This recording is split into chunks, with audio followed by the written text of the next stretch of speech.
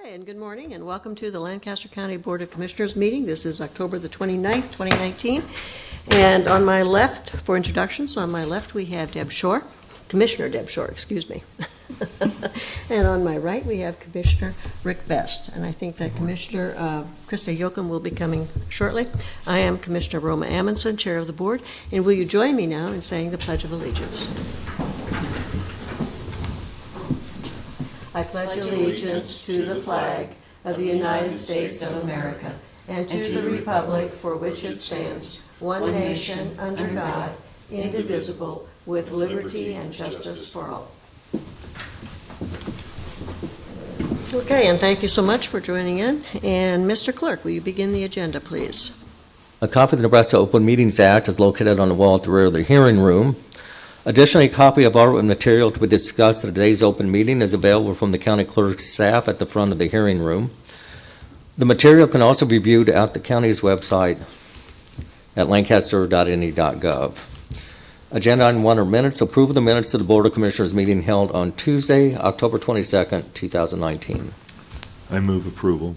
Second. I have a motion and a second to approve the minutes. Are there any corrections?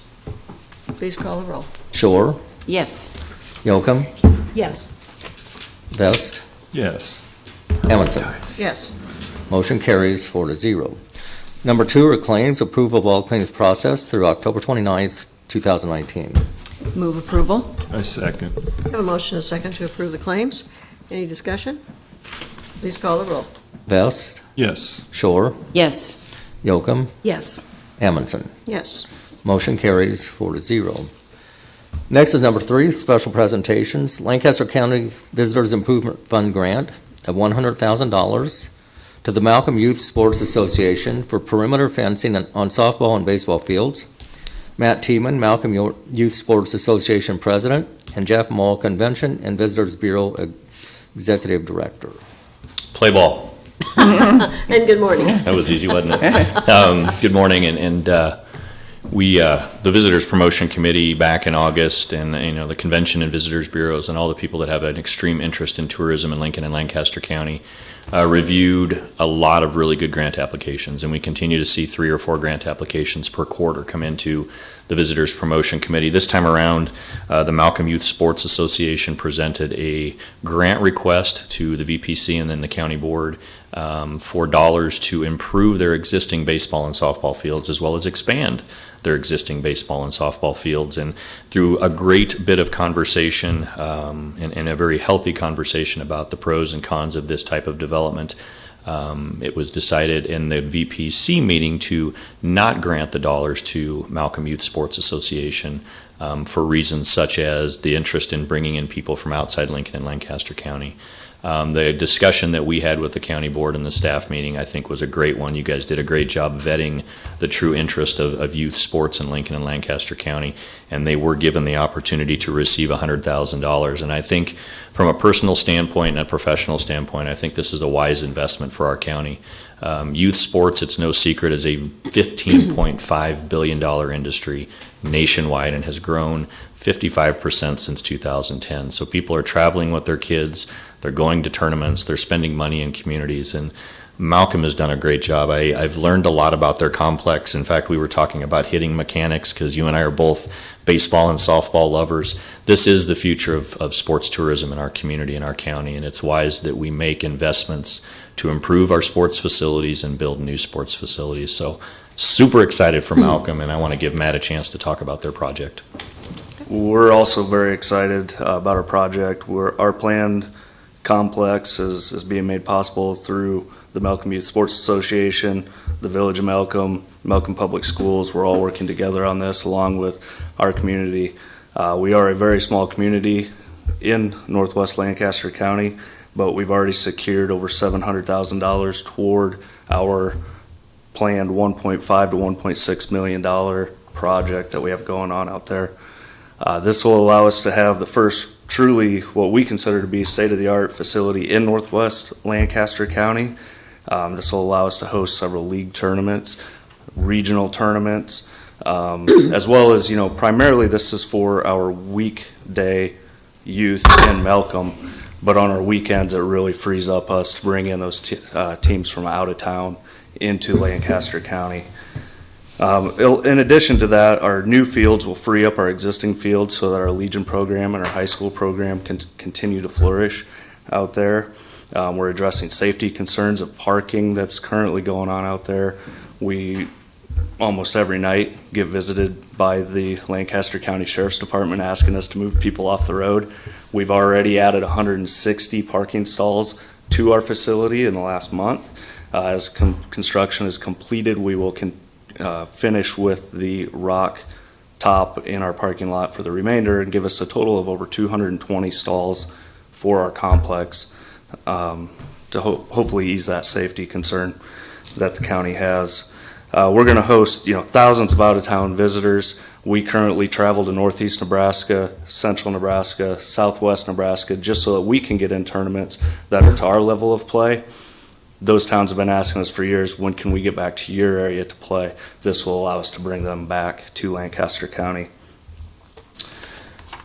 To date, we have finished our grading of our project. So the fields are set. The fencing company is starting to work out there, which is what your guys' $100,000 grant will allow us to complete. So by spring of 2020, our fencing will be up. We will have seed hopefully germinating in the spring if all goes to plan, and the parking lot will be done. That will only leave us with infield material left and our backstop installation at that time. So our anticipated completion so that we can play on this thing, so that our high school team can be playing next year, will be spring of 2020, so that our girls can be playing on it in fall next year.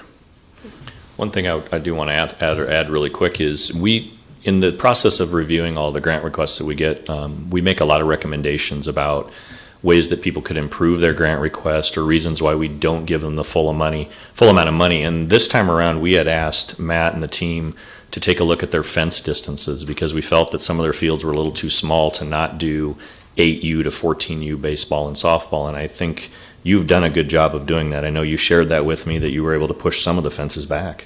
Right. Our left field on what we consider our multi-purpose field, our multi-use field, we were able to increase the distance on that 15 foot to bring it from 235 feet originally. We're now back to 250. And in center field, we were able to bring that from 250 out to 270. So after talking to you guys, we were able to adjust our grading plan. It happened at just the right time that we were able to get that adjusted while the equipment was on site out there. So yeah, we've increased the size of that, which will give us more opportunity. Okay, very good. Questions? I would just say, great timing on this presentation, because no matter how cold it is outside, when we think of softball or baseball, we know spring will get here eventually. So congratulations on going forward. We're excited about this. Well, thank you all. We appreciate it. I'm really glad that you were able to push the fences back. That makes it more in line with some of the requirements, so thank you for that. Well, and as I expressed when we met previously in the staff meeting, the amount of local support, the way the communities come together with this, with in-kind and monetary support, is just really wonderful, and we should be acknowledging that. Okay, well, thank you so much, and we'll go on to correlating item 5A. This is under new business, Lancaster County Visitors Improvement Fund Grant Contract in the amount of $100,000 with Lancaster County as a sponsor. And the Malcolm Youth Sports Association is a grantee for the construction of perimeter fencing on softball and baseball fields. The grant term is October 1st, 2019 through November 30th, 2019. We're missing just a couple pieces of insurance, so we ask that you approve it contingent upon receipt of those final pieces. Okay, great.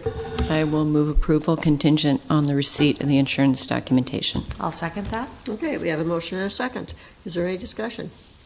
Please call the roll. Yocum, Yes. Vest, Yes. Shore, Yes. Amundson. Yes. Motion carries 4-0. Okay, great. Thank you.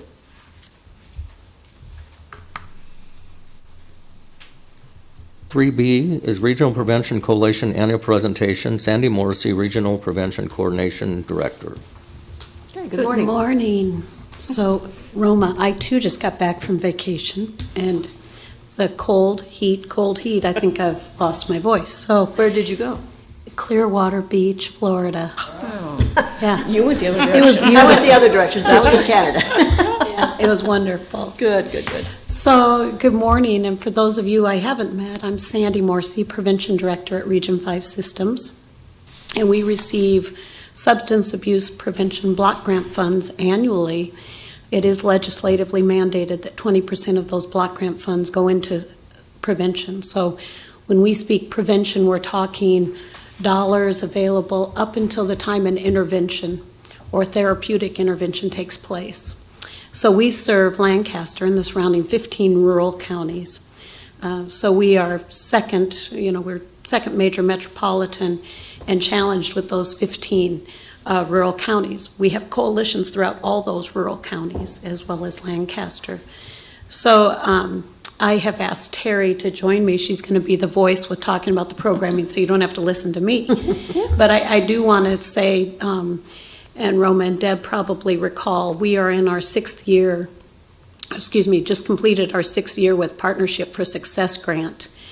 And what that does for Lancaster, it's about $256,000 and some coming into Lancaster. And our agreement with the rural communities, when we have that kind of funding coming in, which will take place for the next 4 years still, we put the federal block grant dollars into the rural so that we're really utilizing those funds.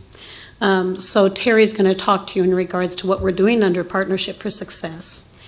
And then I also want you to know Region 5 is the only region in the state this year, and actually for the next 5 years, that will receive another Garrett Lee Smith grant. It's a partnership with UNL Policy Center, the Department of Education, the Statewide Suicide Coalition, and Region 5. And the reason we were asked to be part of it, we have the highest suicide rate among 15 to 24-year-olds within the state. So it'll be about $150,000 coming in for the next 5 years, specifically for Region 5 strategies. So we're really doing I've got epidemiologists involved, and we're really taking a look in terms of next steps. The Policy Center, we're actually looking at, and this will go statewide too, but really what kind of assessment is being done pre and then post-vention services. And possibly starting to incorporate some policy in place in terms of some of those assessment pieces that are evidence-based. And then we have really worked, and Terry can talk more about the suicide, but we've really worked at building capacity. We have over 50 QPR trainers. We got a commitment, we have over 23 social workers and clinicians throughout LPS that are trained in Question, Persuade, Refer. Which is a training that really helps community at large to identify and be comfortable with asking questions and getting people to the resources they need. So I'm going to let Terry take it from here and sit here. Good morning. So our dollars have been focused in several evidence-based programs, the first of which is creating lasting family connections. That is out of the cultural centers here in town, and they have there are several master trainers and then several people who have been trained to teach the program in their native language. The feedback we hear from that is that people finish and then they say, what's next? What else can we do? So that leads to things like QPR training and RAP, which is Wellness Recovery Action Planning. So that's a great inroad to the cultural centers. We have some people that attend the Lancaster County Coalition meeting, and we hope that they'll continue and kind of share their experience culturally. It would be good education for us. The second on the sheet is Communities Mobilizing for Change. So CMCA, if I break and use the acronym, I apologize. CMCA, Communities Mobilizing for Change, is a large umbrella program that allows us to really specifically focus on policy. We know that lasting change occurs when policy gets made and is enforced. And schools have great policy. They've been fantastic partners over the last 15 years and really are doing about everything they can. There are several programs that are embedded into the schools. I'll talk about Third Millennium Classroom later. But they also have Second Step and are involved in Hope Squads, which is a suicide peer-to-peer prevention program. So schools are doing about everything they can. Law enforcement, we have compliance checks. We're at a 91% compliance rate, both urban and rural, which is fantastic. We have great policies that are in place, that the city and the county have put into place. And so as we were looking, at this next round of funding, we thought, okay, where does it need to land, and who do we need to focus on? When I walk you through the data here in a few minutes, you'll sort of see the areas of concern that popped up for us. Parents have always been a target population. Parents have the most effect on whether kids will choose to use or not. And so how do we get to parents? And that's been a question we've been asking for a long, long time. It's difficult to get people into chairs. People are busy, and it just competes with all of the other things they're doing. And so we thought, all right, where can we go? If it's not school, if it's not law enforcement, and we thought, okay, let's look at faith partners. Lincoln has more than 200 congregations, churches, interfaith that meet. And so we really focus this parent policy piece with our faith partners to engage churches, because parents will maybe be a little more open to hearing about things in their place of worship than they would be from a school, which is already telling them a lot of things that may or may not be welcome. And so this parent policy piece is really about inviting parents back into what is your policy around substance use. And a policy, we're calling it family standards because we thought policy sounded confusing and like it would be just a list of rules. A standard is different than a rule in that there's give and take, and that there's also things that I as the adult will do and that you as the young person will do. So it's something that it's a standard that we live out together. So we're inviting parents back into that and talking about rewriting and rethinking about what are your policies, what did you grow up with? Because oftentimes we rinse and repeat. And then what would you like to bring forward into your own family, and what would you change if you had the chance to? So we did an event at East Ridge Presbyterian a few weeks ago, and there was one of the people who was participating said, we're grandparents now, our kids are all grown. And she's like, I'd really though like to start eating together once a week as a family. Like we'll throw a Sunday dinner. And she goes, I hope that's not too late. And I said, nope, that's exactly what we're talking about. They will remember that forever. If you put that into place, kids will talk about that ongoing. And that's root cause prevention. If we lay these foundations, or if we lay these standards down when children are very young, then they will carry that forward with them when they reach middle school, high school, and the times of great risk. Transitions were always times of great risk. So that's the family policy piece. We also, so the churches will have brick and mortar events that take place, kind of within their walls, however it fits within their programming. And then we also said, okay, parents are always at sporting events because we all as parents remember that time if we're past that. And, when people are sitting in those stands, if their child's if they're not on the wrestling mat, if they're not up to bat, if they're not in the field, we're on our phones scrolling, and most of the time likely that's on social media. And so a large area of focus for us is really creating a web presence that pushes this family standard piece and also holds up the partners that we've been partnering with for all this time, and challenging people to step back into this. So we'll do a series of videos. There's an active Facebook. There's also an Instagram and a Twitter that will be launching. Turns out that takes more.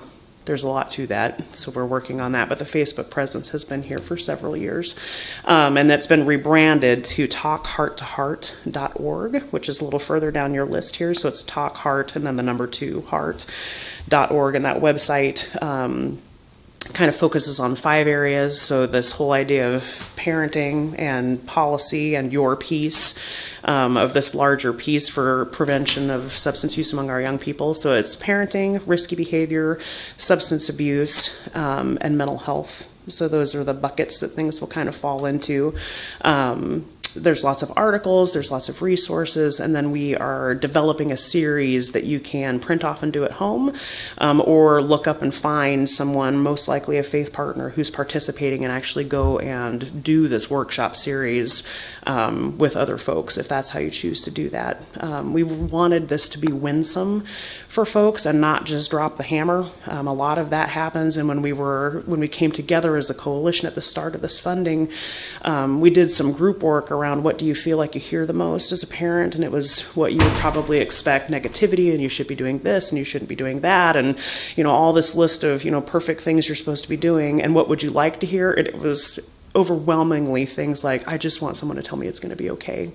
I want someone to tell me I'm doing a good job. I mean, it was just affirm, affirm, affirm. So we thought whatever we put together, it needs to be inviting. There's enough things that use scare tactics, and enough things that are negative and just kind of pile on to people. So how can we invite people back into this idea of, yes, you can absolutely do this no matter where you are.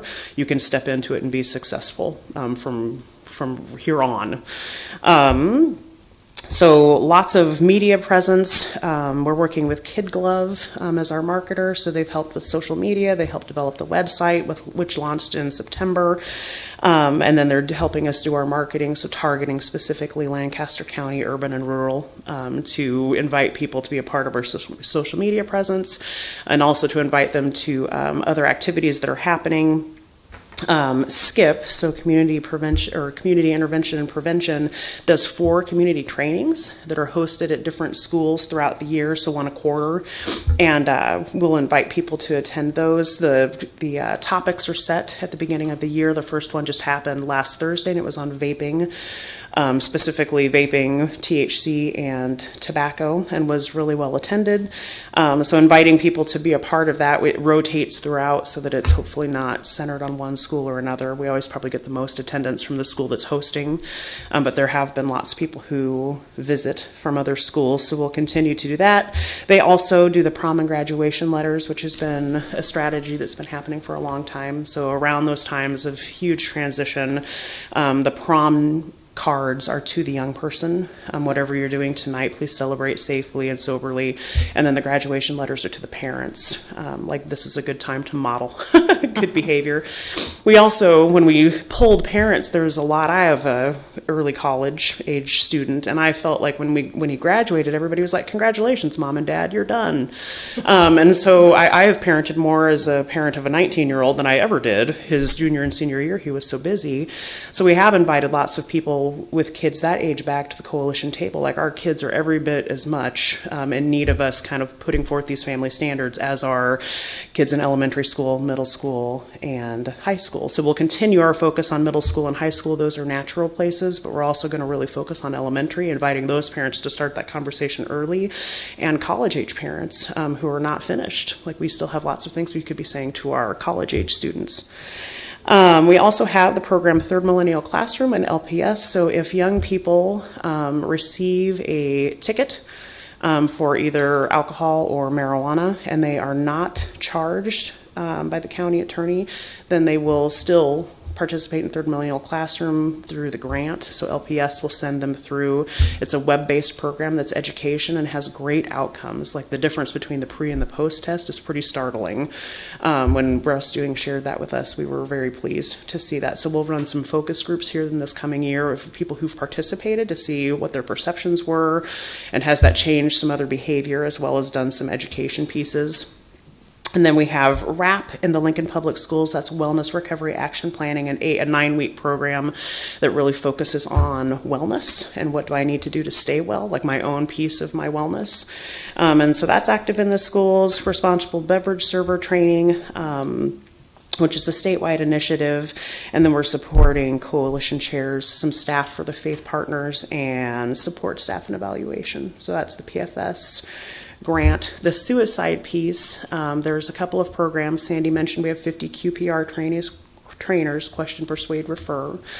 So that's ongoing, that's offered. We do that in businesses and schools and community. We've had a fun sort of partnership that's grown up with the Kiwanis and Lincoln, are passionate and supportive of that. And we also have Hope Squads. We did a training throughout for Region 5 in September, and every LPS high school participated, along with Pius X. Norris is also interested, so we were very excited. It went from just having 2 schools, Lincoln High and Bryan, have active Hope Squads, to everybody got trained. So we're excited to see them launch. They've been touching back about how to get started, so we know that they're interested in pushing that forward. So that's a peer-to-peer prevention program for where I identify people that I would talk to if I was concerned. And then those young people are invited to be a part of the Hope Squad throughout the coming year. QPR, Hope Squads, and then the LOSS teams, the local outreach to suicide survivors. So the Lincoln LOSS team has been in existence for a little over 10 years. There's also one in the Four Corners area, and then Gage and Jefferson. So we're pretty well covered throughout the region with LOSS teams as well. Oh, the data. All of that packet you looked through. I'll just turn, it's a lot of information. So I'll direct you to page 24, which is the second to last page, with lots and lots of numbers. It is based on 8th, 10th, and 12th grade students. We get about 16% of the population, so that's not, we wish that was higher. So take that into consideration as you look at the numbers, more 8th grade than 10th and 12th. But I want to steer you down, so the outcomes are here on the left. I want to bring you down to past 30-day use. So you can kind of see it's 2010 to 2018, these numbers are. So you can see with alcohol has risen slightly with 10th graders and just a tiny bit with 12th graders. Binge drinking, that number has just risen slightly. Cigarettes, those numbers are dropping, but that does not include vaping. They're adding those questions now, and there's a lot of concern in the community about that. Smokeless tobacco is also not vaping, that's chew. So you can see that those numbers have been pretty steady or raised just a tiny bit. And then marijuana. So for marijuana and prescription drugs, historically, we don't know with the marijuana use if it's just not admitting, but those numbers have stayed pretty steady. We've had a drop from 16 to 18 among our 12th graders, and then prescription drugs throughout the region, those numbers have also been low, contrary to maybe what we hear through the rest of the nation. Not to say it's not of concern, we just don't see those numbers reported among our young people. And then the age of first use, which is right below that. So being 12 or younger, and you can kind of see if you track just the 16, 18 numbers, that number has fallen a little bit. Those are kids that we are really concerned about. If the age of onset is younger than the age of 12 or younger, those would be young people that we would really need to focus on.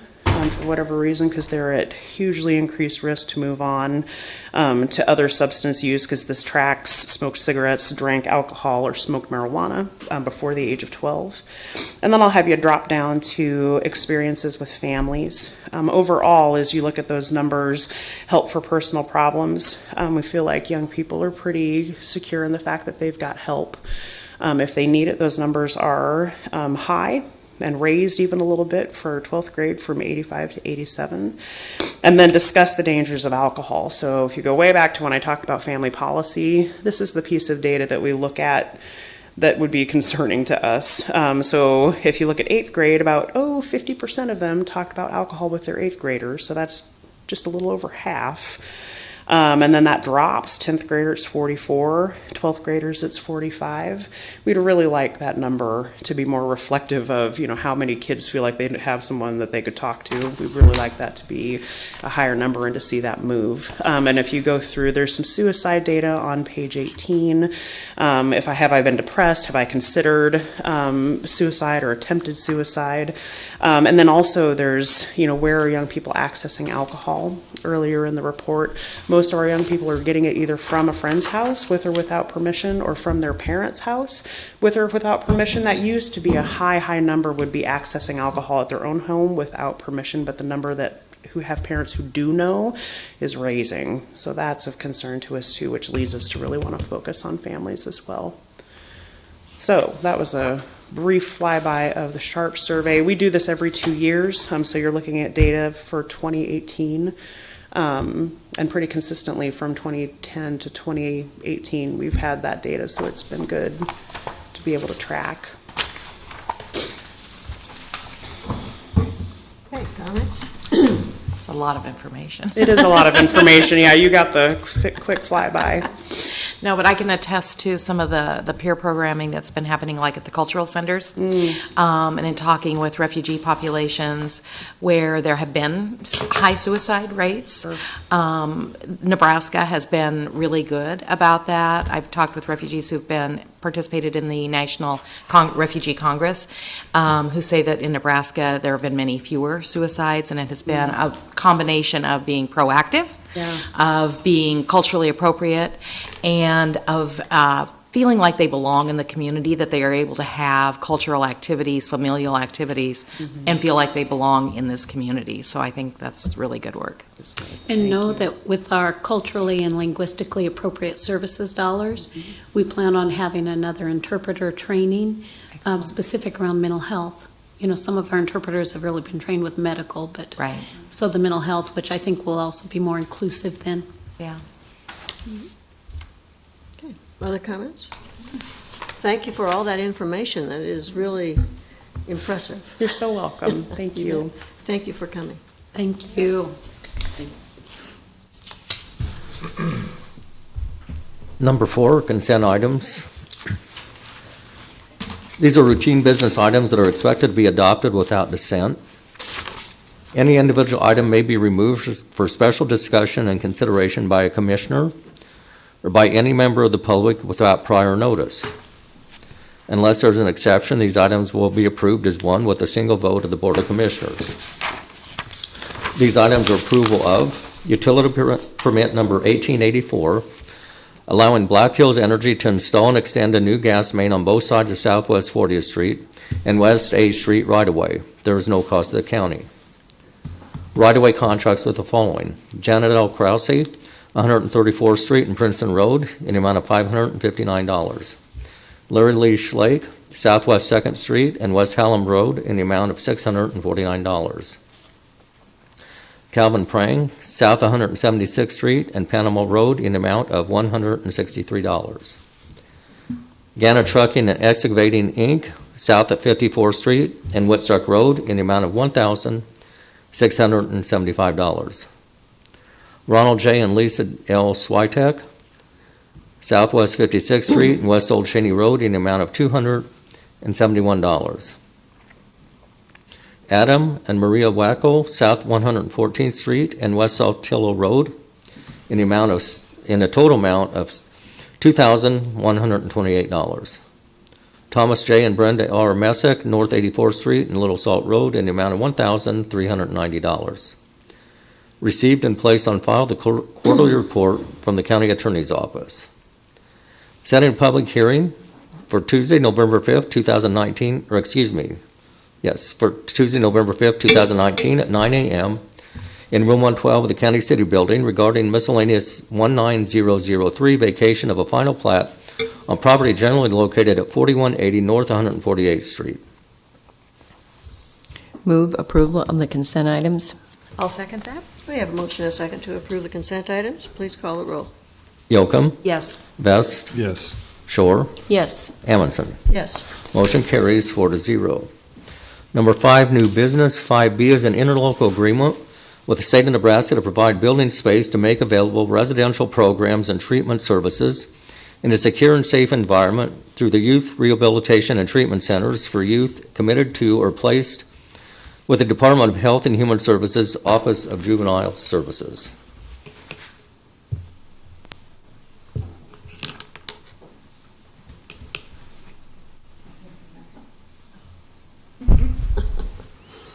Okay, good morning. Good morning, Michelle Schindler, Lancaster County Youth Services, and our friend, Bo.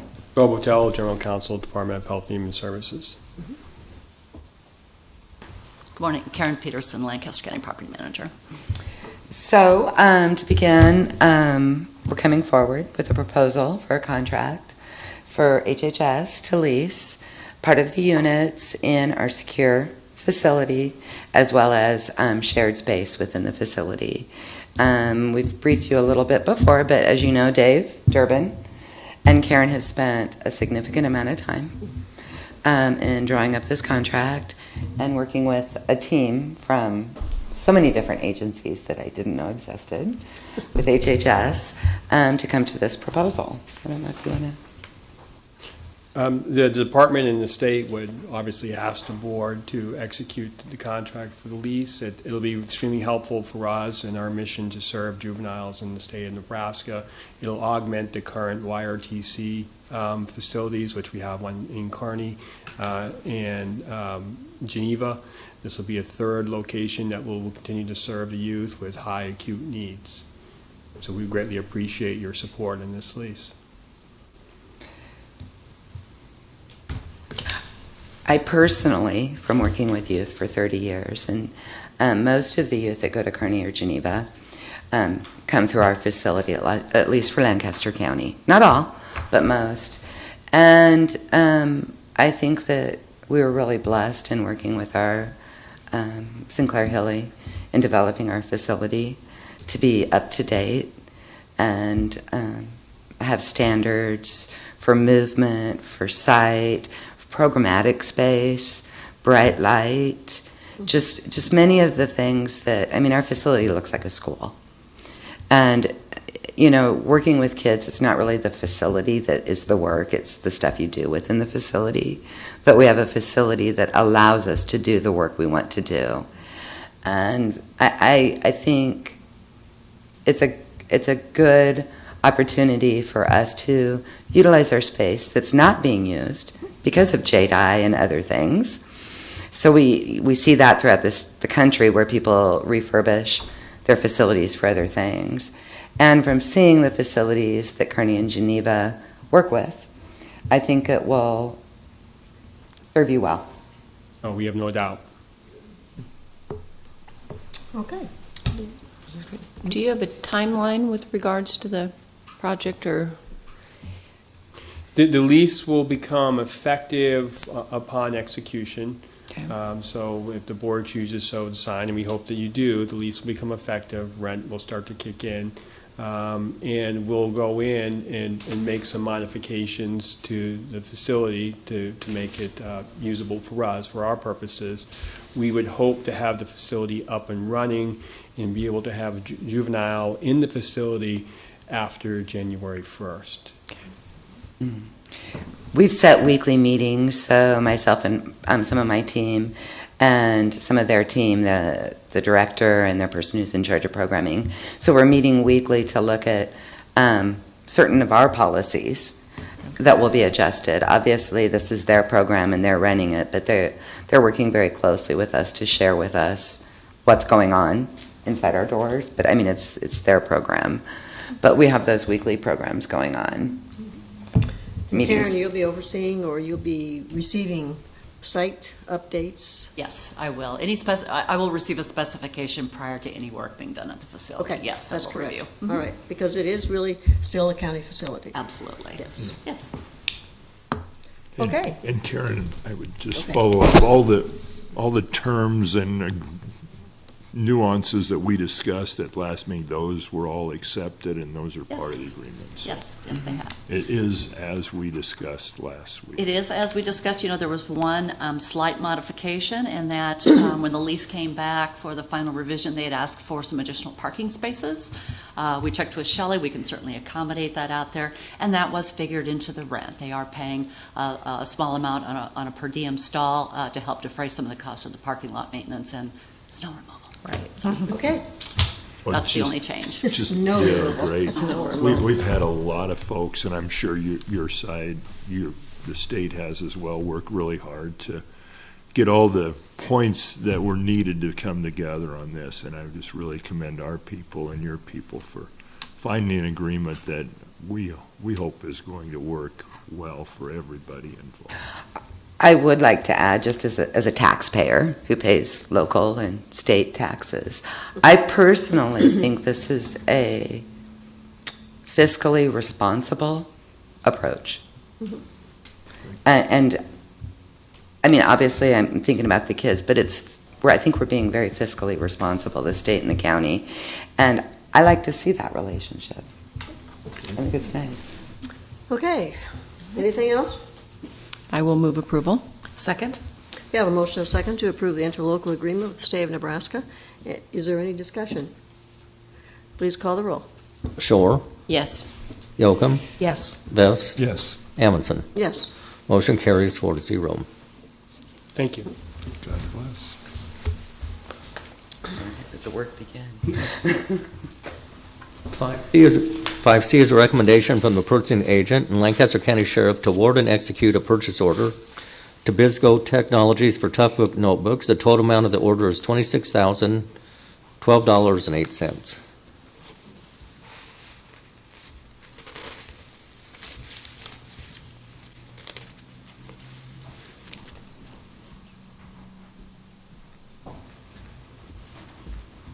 Good morning, Terry Wagner, Lancaster County Sheriff. These tough books are the mobile data computers that go in our patrol cars. They're subject to heat, cold, vibration, dust, and don't have a long shelf life, usually about 4 years in a patrol car. So that's what this purchase order is for. Go ahead. Does that put that, how many of these will you replace? I mean, are these for all the patrol cars, or are you No. replacing a portion of them? Just a portion of them. We usually, when the cars are replaced, the computers are replaced, so we'll do about 6 a year. Okay. All right. Move approval? I'll second that. Okay, we have a motion and a second to approve this recommendation. Is there any discussion? Please call the roll. Vest, Yes. Shore, Yes. Yocum, Yes. Amundson. Yes. Motion carries 4-0.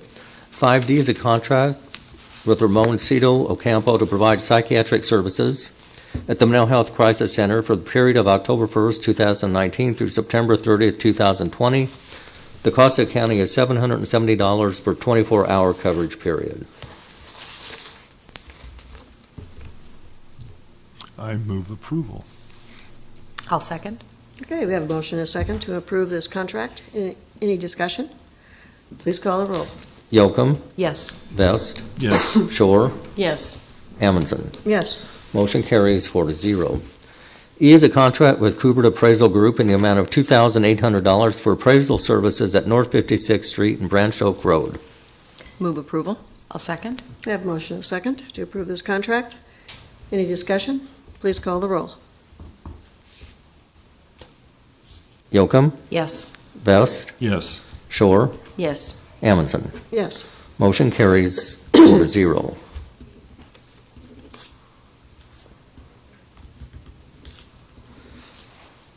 Five F is a recommendation from the purchasing agent and county engineer and county extension for approval of the natural gas trigger confirmation with Wood River Energy for the supply of natural gas to these offices from December 1st, 2019 to March 31st, 2020. The guaranteed price during this period for these quantities will be $3.95 for MMBTU. And I will move approval. And I'll second that. We have a motion and a second. Any discussion? Please call the roll. Shore, Yes. Yocum, Yes. Vest, Yes. Amundson. Yes. Motion carries 4-0.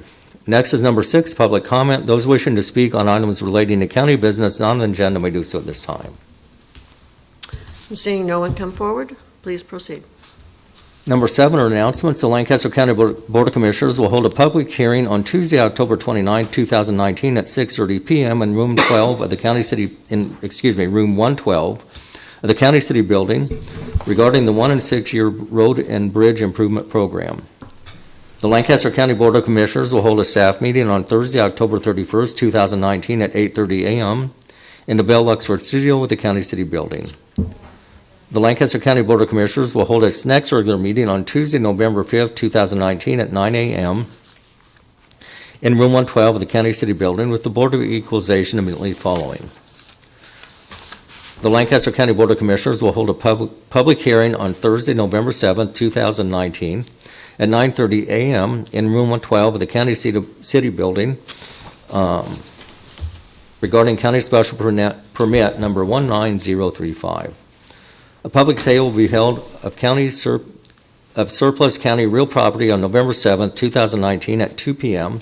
at the east door of the Justice and Law Enforcement Center at 575 South 10th Street, Lincoln, Nebraska.